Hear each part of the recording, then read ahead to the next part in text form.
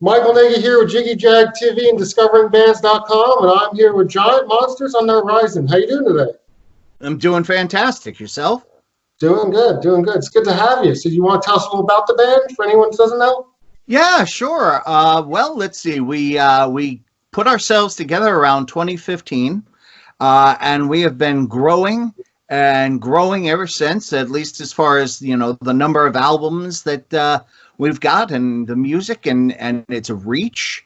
I will say that we're actually kind of big in Latvia, but you know, there's a lot of good things that are going on, and I've just noticed that it's just I've been performing in bands for a number of decades, and this is by far the project I feel absolutely the best about in anything that I've done.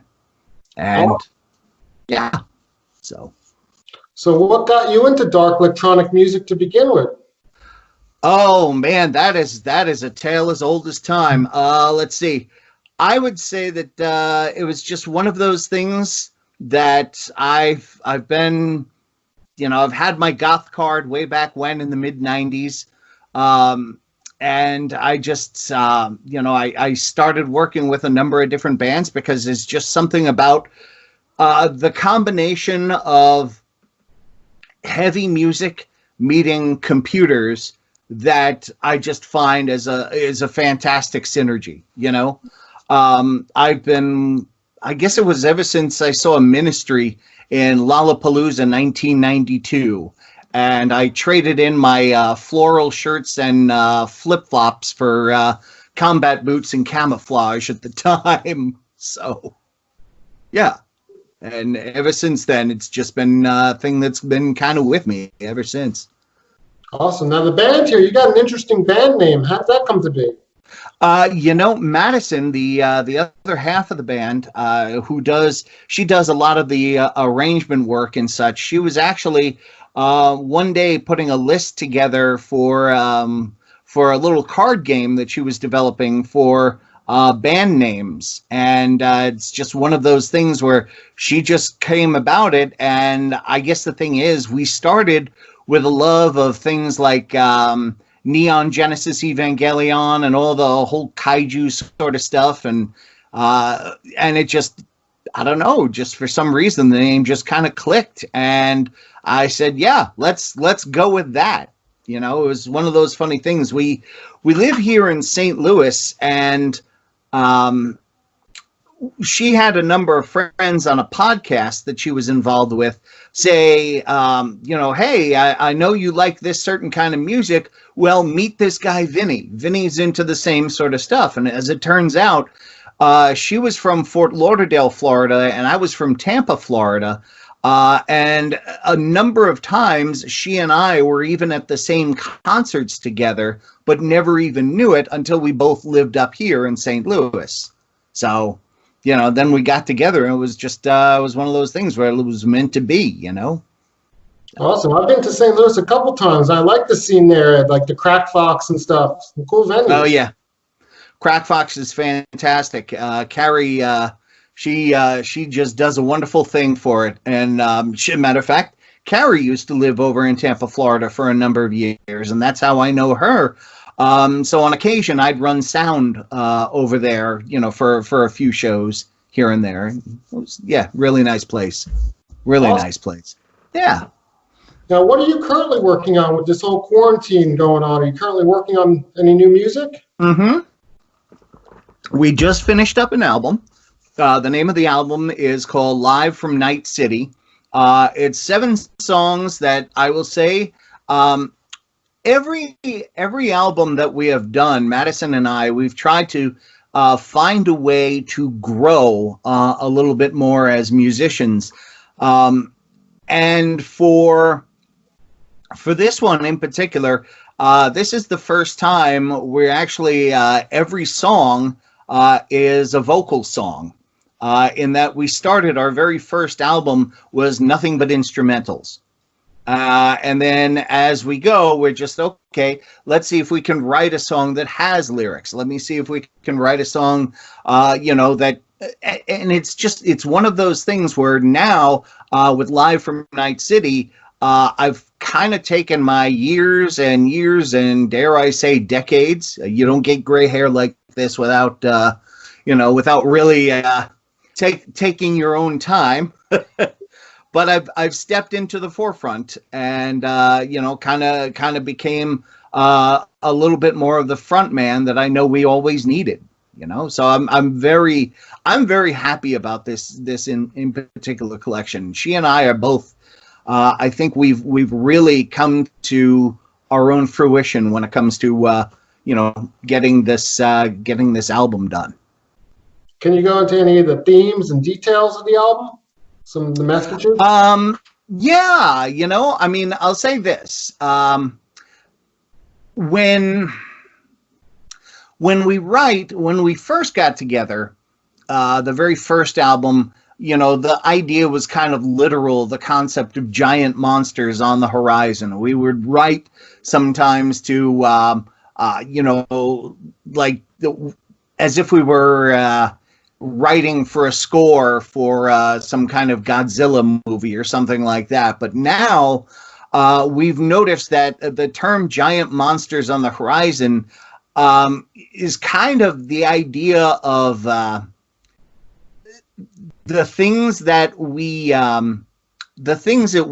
as mankind do without any regard for the other factors like the environment or society as a whole, eventually come back to haunt us. And so this is, in this in particular case, I think we came to the realization that here we are, we're kind of pondering the idea of transcendence, the idea that we are getting to be these great beings with technology available to us, but yet we've kind of taken it and we've kind of taken a step backward into these sort of hive-like creatures in our own homes. And now with the whole COVID-19 situation going on, we are all literally in our own homes, interacting through these wires as opposed to coming out as a society to the rest of the world saying, here we are. So the idea is just, I think there's some ideas about, I'm trying to think of the best way. Please forgive, this is like the first interview I've done for this album here. But it's sort of the idea that we have kind of painted ourselves into a corner with the technology that's been given to us. And, are we sure that this is really what our idea of transcendence really should be? We've become sort of like the Borg in Star Trek, if you will.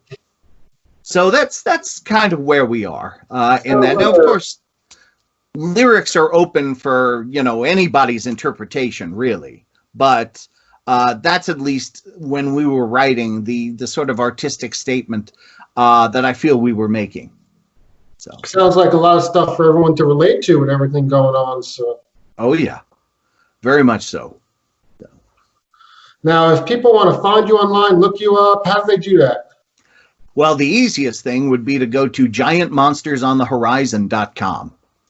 And then from there, our new album will be available this Friday at giantmonstersonthehorizon.bandcamp.com.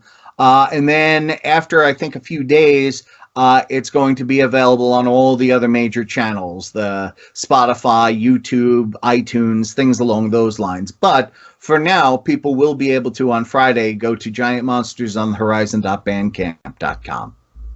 Cool. Now I want to ask, you said you were in a bunch of different bands in the past. Can you tell us some of the bands you were in? Yeah. Well, let's see. Biggest one that I was in was this one called the Genitorturers, way back in the mid-1990s. We toured with KMFDM and, did a number of things along those lines. And then I just had just a number of other different acts that were kind of on I'm going to say a regional level, because I never like saying local band. So we'll say a regional band. sort of status ever since then, you know. And I just, I would say then next to the Genets and about 15 or so different other bands here and there that I've contributed to one way or another.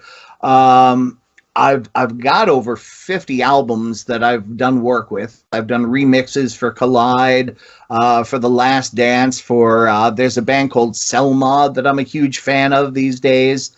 Juan is a fantastic friend of mine, and so I'm doing that. I'm doing some production work with this woman named Leah out of Tel Aviv. And just basically, you know, trying to get where I can when it comes to music, because it's especially nowadays when you're basically looking at my bunker, if you will, in my basement in my home here in St. Louis. But I would say that, you know, Giant Monsters on the Horizon by far is my proudest achievement. You know, because it's one of those things that it's my friend Madison and it's myself and nobody else, you know. Now, would you consider doing some virtual shows if this quarantine lockdown continues? You know, we were thinking about that only because I know that we've done the whole Facebook practice, if you will, where we would take one of our practices and we would just send it out for Facebook streaming. But yeah, I think somewhere down the road, I think a virtual practice might be a virtual show might be a good thing. I've seen a number of different bands who actually get together and they can make it happen from their respective homes. And yeah, I think it's a strong possibility, especially the way things are going. I mean, here in Missouri, I don't know where you are necessarily. Oh, New York? New Jersey. Oh, New Jersey. Okay. What part of New Jersey? Central. Oh, okay. I know the South. I know the North. But Central. Okay. Welcome to it. All right. But you know, I know some various different bands who are capable of doing that. So we've just got to wire it together. I mean, tell you the truth, we do on occasion. We have a Twitch channel that I believe you can also get through giantmonstersonthehorizon.com, that will sometimes, if we're working on a remix for a band or so, we'll put ourselves up there on Twitch sometimes just to kind of show people a little bit of a window into our process, only because sometimes it's just really great to, you know, just get the world opening up to that, you know. As far as an actual show, I mean, yeah, I guess I could like put up a few curtains and see what I could do here.